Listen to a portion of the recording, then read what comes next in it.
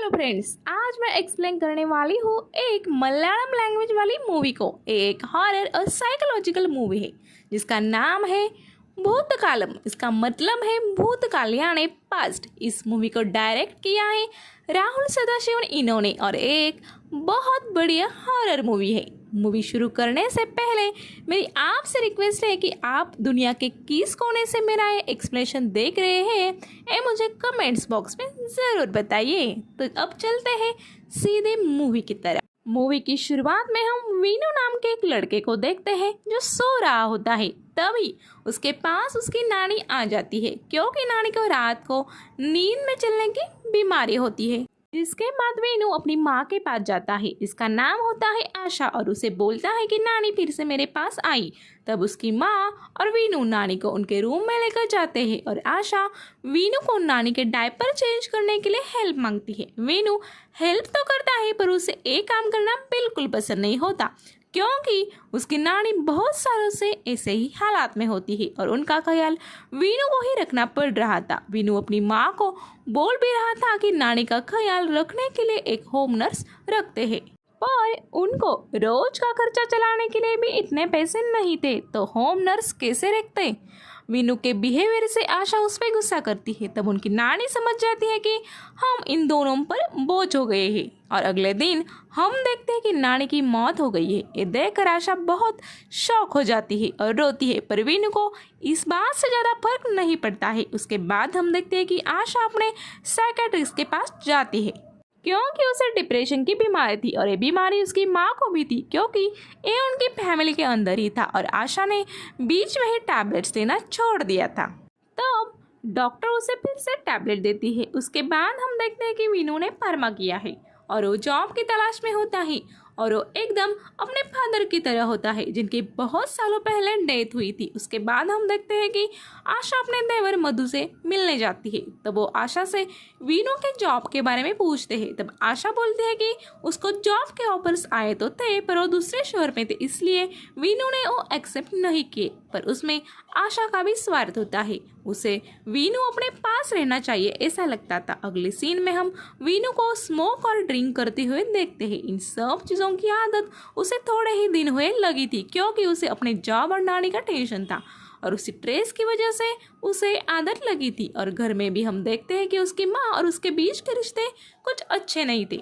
आगे हम देखते हैं कि वीनू जब अपनी नानी की व्हीलचेयर उनके रूम में रखने जाता है तब टेबल पर रखे हुए उनके नानी के ग्लासेस अचानक से नीचे गिर जाते हैं। तभी वहाँ आशा आती है और उसे लगता है कि वीनू ने ही उसे नीचे गिरा दिया और वो वीनू पर चिल्लाती है, पर वीनू भी इस बात से शॉक था क्योंकि वो ग्लासेस अपने आप गिर गए थे।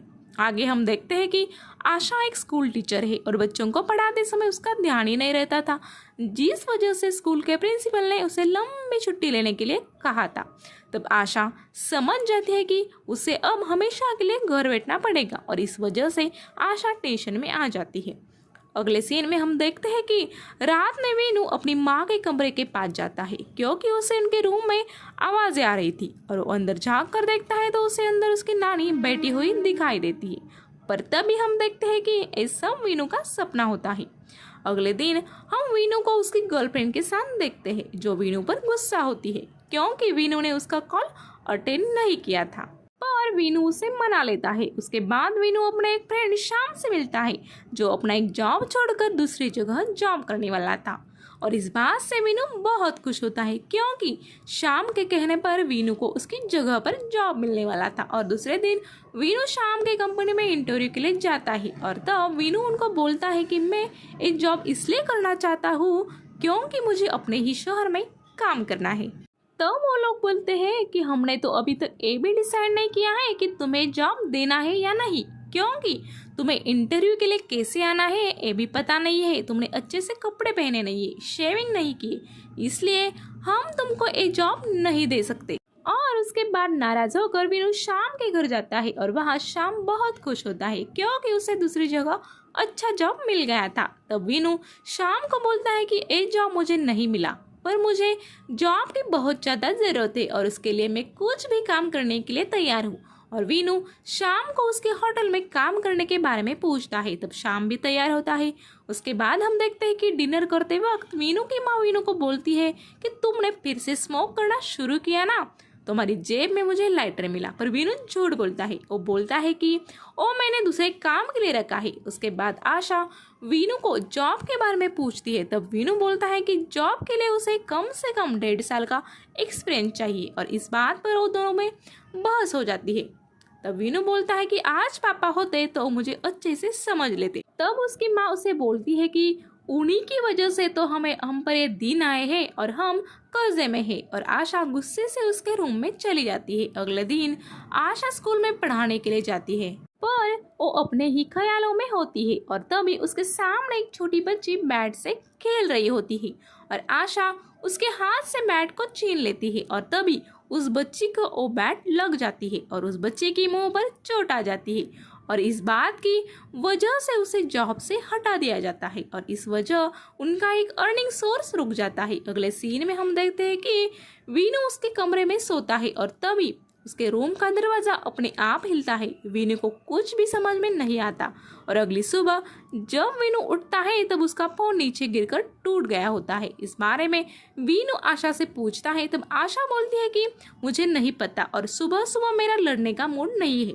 और तब वीनू आशा के पर्स में से मोबाइल रिपेयरिंग के लिए पैसे लेता है और जाते वक्त कहता है कि आप भी यही चाहती थी कि नानी मारी जाए और वीनू वहां से चला जाता है। उसके चले जाने के बाद आशा बहुत रोती है और अपने साइकियाट्रिस्ट के पास जाती है। उसकी डॉक्टर उसे नींद की गोलियां लेने के लिए बोलती है। इसके बाद हम देखते हैं कि वीनू अपनी गर्लफ्रेंड प्रिया के साथ उसका बर्थडे सेलिब्रेट करता है और रात को देर से घर पहुंचता है। घर पहुंचने के बाद उसे घर में अजीब सा महसूस होने लगता है।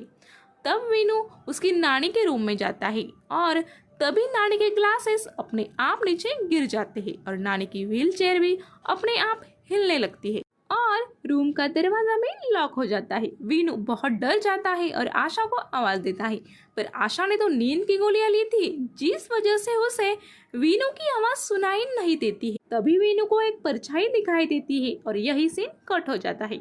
दूसरे दिन आशा को मधु का कॉल आता है। वो बोलता है कि वीनू रात को मेरे पास आया है और कुछ भी अजीब से बातें बोल रहा है। तब आशा उसके लिए एक काउंसलर बुलाती है। इसका नाम होता है जॉर्ज। वीनू जॉर्ज को वो सारी बातें बताता है जो रात में उसके साथ घटी थी, पर जॉर्ज उसकी बातों में विश्वास नहीं करता है और वीनू को बोलता है कि ये तुम्हारा वहम हो सकता है क्योंकि वीनू की 3 दिन से अच्छी नींद नहीं हुई थी। उस घटना के बाद से वीनू काफी चिड़चिड़ा हो गया था और उसे अजीब अजीब सी आवाजें आने लगी थी। एक दिन आशा और वीनू घर पर नहीं होते हैं, तब जॉर्ज उनके घर पर आ जाता है। तब आशा की पड़ोसी उन्हें बोलती है कि ये घर अच्छा नहीं है, आपको अंदर नहीं जाना चाहिए। जॉर्ज जब इस बारे में डिटेल से जानता है तब उसे पता चलता है कि इस घर में एक फैमिली रहती थी जिसमें उस घर के आदमी ने खुद को फांसी लगा ली थी और अपनी बेटी और वाइफ को जहर देके मारा था। और इस घटना के बाद जो भी इस घर में रहने के लिए आता है उसके साथ अच्छा नहीं होता है। इसी बात को जानने के लिए जॉर्ज उस घर के मालिक से मिलता है जो शहर से बाहर रहते थे। उनसे जॉर्ज को पता चलता है कि उस घर में उनका ही बेटा अपनी वाइफ और बेटी के साथ रहता था और उनका बेटा मेंटली अनस्टेबल था। उसने ही अपनी वाइफ और बेटी को जहर देके मारा और खुद ने भी फांसी लगा ली। अब आशा और वीनू के साथ भी उस घर में अजीब अजीब घटनाएं घटने लगी थी। इधर जॉर्ज उनके पास जाता है कि आशा और वीनू के पहले उस घर में रहते थे। तब उनसे जॉर्ज को पता चलता है कि उस घर वो दोनों हस्बैंड वाइफ रहते थे और उस औरत से जॉर्ज को पता चलता है कि उसके हस्बैंड को उस घर में कई सारे लोग दिखाई देते थे और एक दिन उन्होंने खुदकुशी करने की भी कोशिश की थी, पर उसने यानी कि उसकी वाइफ ने उनकी जान बचा ली थी। अब जॉर्ज को वीनू के ऊपर यकीन होने लगा था क्योंकि वीनू के साथ भी यही सब हो रहा था। अब वीनू इस घटना के बारे में अपनी गर्लफ्रेंड को बताने की कोशिश करता है, पर वो वीनू का कुछ भी सुनने को तैयार नहीं होती और इस वजह से वीनू काफी दुखी होता है और बहुत ज्यादा ड्रिंक करता है और नशे में वहाँ के आदमी के साथ झगड़ा हो जाता है और वीनू पागलों जैसा बिहेव करने लगता है। उसके बाद उसे उसके घर पहुंचाया जाता है। उसके बाद मधु आशा को कॉल करके बोलता है कि सब वीनू के गंदी आदतों की वजह से हो रहा है और जॉर्ज को भी बोलते हैं कि वीनू के केस को स्टॉप करे, क्योंकि मधु का मानना था कि वीनू एक बिगड़ा हुआ लड़का है। और दोस्तों, आप तो जानते हैं कि रिश्तेदार कैसे होता है, जो आपके हो या मेरे, वो तो सिर्फ अपनी गलतियां निकालने में लगे रहते हैं। अपना बच्चा कैसा भी हो, पर दूसरे का बच्चा थोड़ा कुछ उल्टा सीधा करे तो तुरंत कमियां निकालने में आ जाते हैं। और आप में से कौन कौन इस बात को एग्री करता है, मुझे कमेंट्स करके ज़रूर बताना।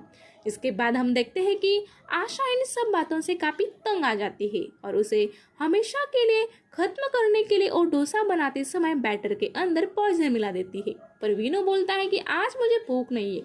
तब आशा उसे जबरदस्ती डोसा खाने के लिए बोलती है और यही होने वाला था जो इससे पहले इस घर में हुआ था। तब वीनू अपनी माँ से बोलता है कि मैं सबसे ज़्यादा प्यार तुमसे ही करता हूँ, तो मैं आपसे झूठ क्यों बोलूँ। इस बात से आशा रोती है और उसे रियलाइज होता है कि वो कितना बड़ा कदम उठा रही थी। उसके बाद आशा उस खाने को फेंक देती है। उसके बाद वीनू ने कुछ खाया नहीं था, इसलिए वो पानी पीने किचन में जाता है। तब उसका ग्लास अपने आप ही हिलने लगता है और वो आशा को बुलाता है और तभी उन दोनों के साथ कई सारी अजीब सी चीज़ें एक साथ होने लगती है। तभी घर की लाइट चली जाती है और वो दोनों घर के बाहर जाने की कोशिश करते हैं, पर मेन डोर की चाबी किचन में होती है। डरते हुए वीनू उसे लेकर आता है और आने के बाद उनको उस घर के मालिक के बेटे की पूरी फैमिली दिखाई देती है और ये देखकर वो दोनों एकदम से चुप हो जाते हैं। दोस्तों, ये सीन इतना डरावना है जो एक्सप्लेनेशन सुनने के बदले सोने ऊपर जाकर देखना चाहिए और यही इस मूवी की खूबसूरती भी है। तो दोस्तों, अब आशा वीनू को लेकर डरते हुए मेन डोर को खोलती है और बाहर निकल जाती है और यहाँ हमें एक शॉकिंग सीन दिखाई देता है, जहाँ पर वीनू देखता है कि अपनी नानी के हाथ ने डोर को अंदर से पकड़ा था। इसका मतलब उनकी नानी ही अब तक उनको बचा रही थी और वो समझ चुकी थी कि यहाँ स्पिरिट है। उसी की वजह से आशा और वीनू को बचाने के लिए उन्होंने खुद को खत्म किया और खुद एक स्पिरिट बन गई थी। ये देखकर वीनू डर जाता है, पर कहीं ना कहीं तो उसे लग रहा था कि उसकी नानी की वजह से है वो बच गए हैं, क्योंकि इसके पहले जो भी कोई यहाँ रह रहा था उन सब ने कुछ ना कुछ तो गलत कदम उठा लिया था और यही ये सीन खत्म हो जाता है। अब हम देखते हैं दूसरे दिन वीनू और आशा ने ये डिसाइड कर लिया था कि वो अब यहाँ नहीं रहेंगे और वो अपना सामान पैक करते हैं। और एंडिंग सीन में आशा वीनू से पूछती है कि तुम क्या सोच रहे हो। तब वीनू बोलता है कि हमारे जाने के बाद जो लोग यहाँ रहने आएंगे उनका क्या। और इसी सीन पर ये मूवी खत्म हो जाती है। तो दोस्तों, आपको ये मूवी और मेरा एक्सप्लेनेशन कैसा लगा, ये मुझे ज़रूर बताइए। जल्दी आऊँगी ऐसी ही दिलचस्प मूवी के साथ। तब तक के लिए आप सब खुश रहो और हमेशा हंसते रहो। Bye bye.